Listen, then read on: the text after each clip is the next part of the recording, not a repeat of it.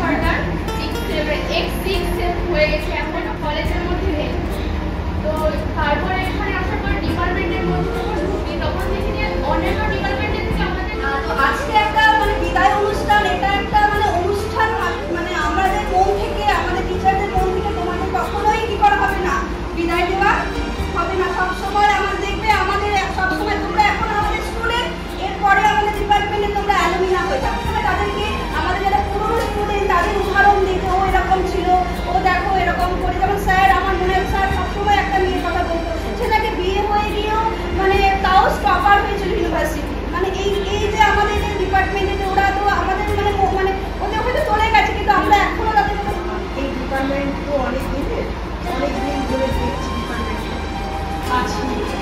তো সেখানে দেখি আমরা আমাদের যারা স্টুডেন্টরা আছে তাদেরকে আমরা ছাত্রী ভাবি, আমাদের মেয়ের মতন বলে।